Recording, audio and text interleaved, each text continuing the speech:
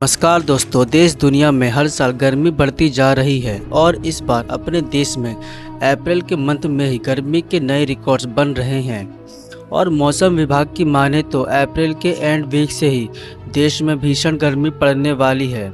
और गर्मियों के मौसम में हर साल देश के अलग अलग हिस्सों से न्यूज़ आती है कि हीट स्ट्रोक या हीट वेव के कारण कुछ लोगों की मौत हो गई है। तो दोस्तों, ऐसे में एक सवाल उठता है कि एक आम इंसान ज़्यादा से ज़्यादा कितने टेम्परेचर की गर्मी को बर्दाश्त कर सकता है और हमारी बॉडी खुद को गर्मी के खिलाफ कैसे ठंडा रखती है।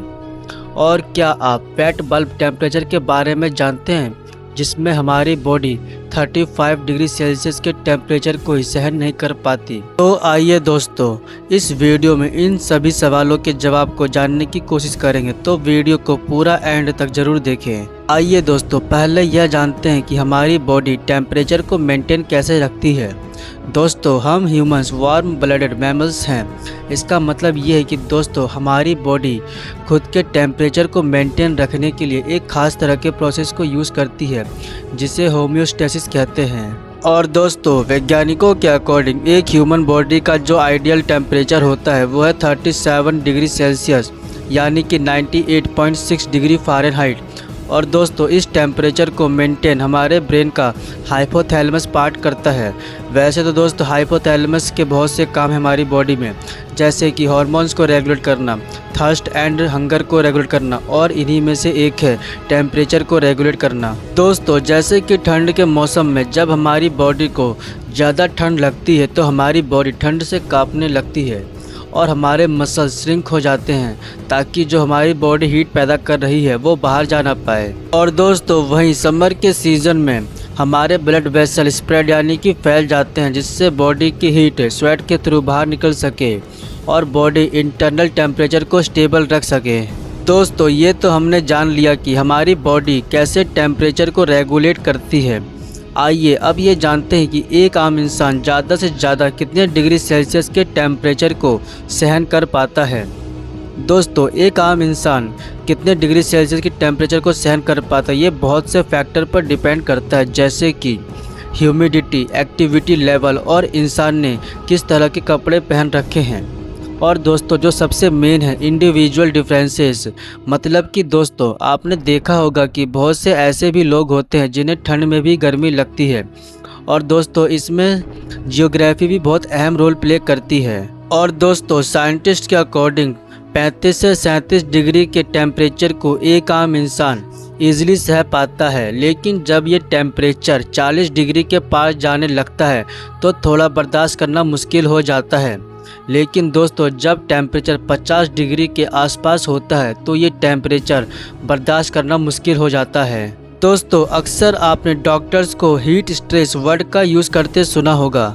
आइए जानते हैं इसके बारे में। दोस्तों, हीट स्ट्रेस तब होता है जब हमारी बॉडी में हीट स्टोर हो जाती है और हमारी बॉडी हीट से छुटकारा नहीं पा सकती।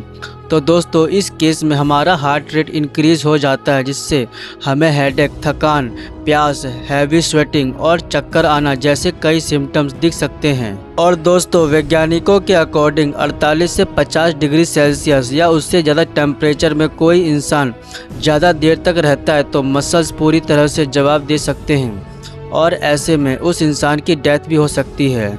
दोस्तों, अब बात करते हैं वेट बल्ब टेम्परेचर के बारे में। दोस्तों, साइंटिस्ट के अकॉर्डिंग अगर एक हेल्दी पर्सन लगातार 6 घंटे तक 35 डिग्री सेल्सियस के टेम्परेचर में रहता है और साथ ही एयर में अगर ह्यूमिडिटी 100% हो तो इससे इंसान की 6 घंटे के अंदर ही मौत हो सकती है। और दोस्तों, ऐसा इसलिए क्योंकि ऐसे मौसम में बॉडी से पसीना तो निकलता है, लेकिन वो पसीना भाप बनकर उड़ नहीं पाता, जिससे हमारी बॉडी इंटरनल ऑर्गन्स को ठंडा नहीं रख पाती और हमारी बॉडी हीट स्ट्रोक के चपेट में आ जाती है, जिससे हमारी बॉडी के ऑर्गन्स डैमेज होने लगते हैं। अगर दोस्तों आप यहाँ तक आ गए हैं तो कुछ बोनस फैक्ट्स भी जान लीजिए। दोस्तों, क्या आप जानते हैं एक ह्यूमन बॉडी में करीब 2 मिलियन से लेकर 4 मिलियन तक स्वेट ग्लैंड्स होते हैं और हमारी बॉडी में 2 तरह के स्वेट ग्लैंड्स होते हैं। पहला है एक्राइन ग्लैंड, जो कि हमारे बॉडी के लगभग हर पार्ट्स में पाए जाते हैं और ये एक्राइन ग्लैंड ज़्यादातर हमारे हथेली तलवों में पाई जाती है। और दूसरा है एपोक्राइन ग्लैंड, जो कि ज़्यादातर बॉडी के उन हिस्सों में पाई जाती है जहां बहुत सारे बाल होते हैं।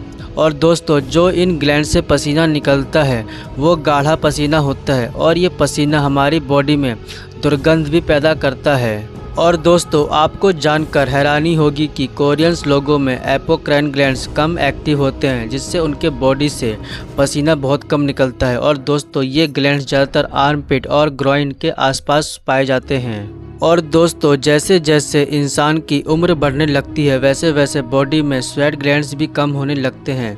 मीन्स कि ऐसे में जो बड़े लोग होते हैं उनको अपनी बॉडी के टेम्परेचर को मेंटेन रखने में दिक्कत होने लगती है। और दोस्तों, क्या आप जानते हैं हमारी पूरी बॉडी में हमारा होठ ही ऐसा पार्ट है जहाँ पर स्वेट ग्लैंड्स नहीं होते हैं। तो दोस्तों, कैसी लगी आपको हमारी यह वीडियो, हमें कमेंट में ज़रूर बताएं। और ऐसे ही अमेजिंग वीडियोस के लिए हमारे जेड फैक्ट्स चैनल को ज़रूर सब्सक्राइब करें और इस वीडियो को अपने फ्रेंड और फैमिली में ज़रूर शेयर करें। धन्यवाद।